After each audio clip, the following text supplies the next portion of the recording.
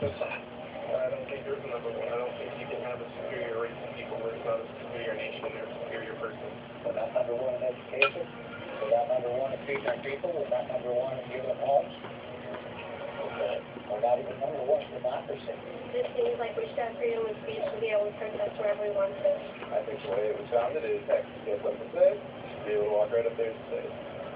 That's the point. You're making us cry. And it wasn't just these four people. It was lots and lots of real things. I can't do that. I don't think I'll find that. I can't tell that. No, thank you. Well, thank you very much.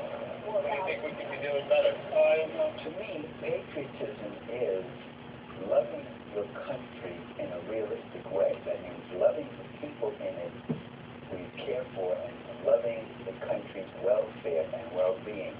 It's not an empty abstraction. It's not just waving a flag and following the leader, whoever the leader might be. Every night in Las Vegas, we express this idea in our live theater show. No, we don't make Mount Rushmore disappear. We'll leave that to Chris Angel. Taylor and I are proud Americans. We consider ourselves to be patriotic. A little more patriotic. About 7 years ago, we spent time in Egypt, China, and India.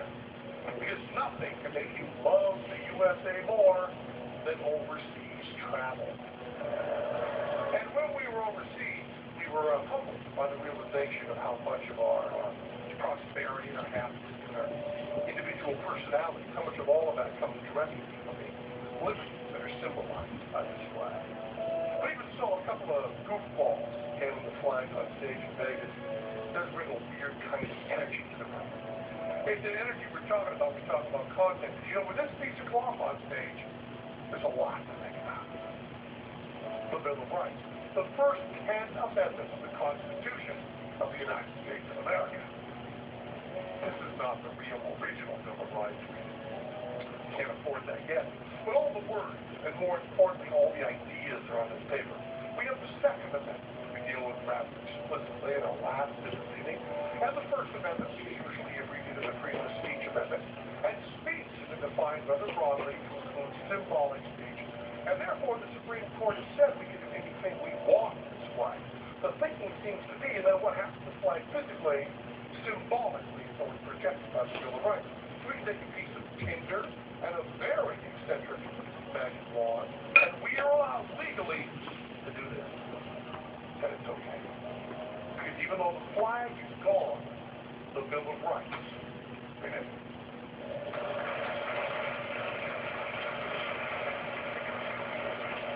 Well, we like to think we had a little bit of content to that bit versus an idea that Taylor and I have been talking about forever. And then what would happen if you were to burn a flag, not in disgust, not in protest of anything, but rather in celebration, the very freedom of that flag. But more relevant to our show is the ambiguity. The fact that you really know what's going on. And when you leave here tonight thinking about our show, as we hope you will be, maybe you're going to go out and have some dessert, nice big slice of apple pie, your bomb, and your red meat, and your handguns. We hope the idea of ambiguity comes up. Did we burn a flag? Did we symbolically burn a flag? Or did we merely banish a flag, a patriotic flash of fireworks?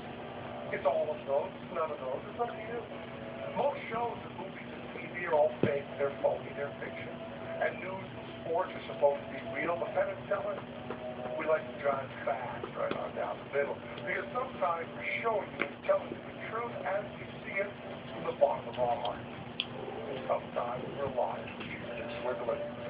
And it's up to you to figure that out. We only allow you that freedom to work in a free country. We're going to do our show in another country, a country without our Bill of Rights, country versus the Chinese Bill of Rights. Well, things will be different. If there's one thing a totalitarian government cannot tolerate, it's ambiguity. They don't care very much what you believe, as long as you're all believing together. So it wouldn't be enough to show you the flag is fine at the end of the trip. Not that context, no. I have to show you every step of the way, make sure you're all thinking and feeling the exact same thing, make sure there's no dissent, because you're all united. And once you've done that, when you've laid it all out for you, do whatever we want. It's a chemically treated flash paper in a very separate magic wand, but it can do this. Because a Chinese Bill of Rights is not worth applicate, it's not printed on, and that's why Penn and Teller are so proud to work in the United States of America.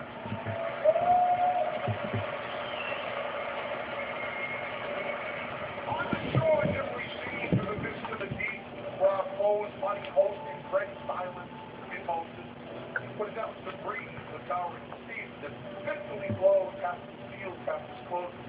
Not catches the gleam of the morning's first beam. In full glory reflected, it shines in the stream. Is a star-spangled banner a long way for the land of the free and the home of the great. I'm cannabis by Margaret Keller. We hear there's an energy crisis, so we all have to be concerned. We need a smaller carbon footprint for filmmaker outdoor. There's no wig here. By presenting a show like this, we might save enough energy for Al to make another movie telling everyone else to be smart. Fortunately for all of us, the energy crisis is falling.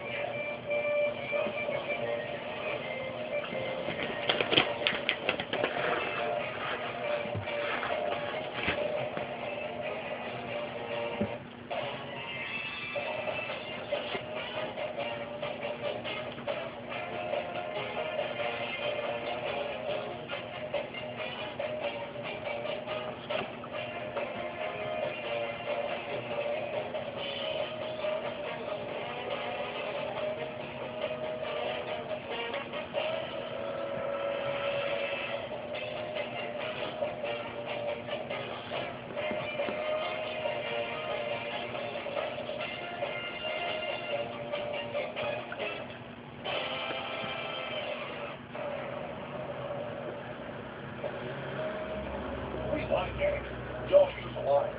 America's appetite remains insatiable.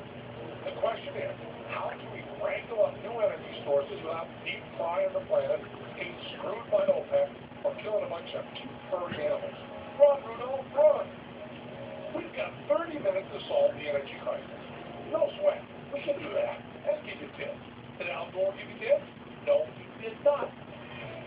Tonight, we'll meet voices on both sides of the nuclear energy debate. This guy hates nukes, but this guy likes them. See? Fair and biased. We'll check on the problem of nuclear waste by heading out to the Nevada desert, the government's multi-billion-dollar nuclear storage facility. It's called Yucca Mountain. Yucca Mountain is super secure, off-limits to civilians, and top secret, despite the giant welcome sign. Hello? Anybody here? Hello? Hello? We probably should have come on John's door. And finally, we wanted to find out whether hybrids are half as great as people say they are. So we asked a pair of Germany's top automotive design specialists to road test the Toyota Prius. We got lucky and those two-stepping morons weren't available. So we got two hot lesbians instead. We're sending them on a blind date. Blow that out your inconvenient truth. Nuclear power, oil, hybrid cars, lesbians, and kids. I'm feeling energetic already. Hybrid car sales have exploded in this country, rising from about 5,000 a month in early 2004 to almost 20,000 a month at the end of 2006. And automakers are offering them an ever wider array of models. This man is one of the movement's biggest champions. Bradley Berman, editor, hybridcars.com. Oh, good. An expert. Like many hybrid owners, Bradley finds this technically advanced vehicle very alluring. Beautiful. It looks like a pocket dustbuster. By the way, Bradley is married to a washing machine.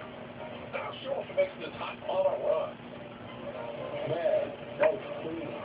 You know, I'm not a highly technical person, and there's an engine there. Wait a second. You're an expert. I mean, you're... Bradley Berman, editor, hybridcars.com. Hey, solar-powered dildo, get out of the way. Actually, there's two motors. One powered by gas and one that's electric. That's why they call it a hybrid. There's an incredible amount of research, development, and computer sophistication in this company. How does he know that? He doesn't know what an engine looks like. When it goes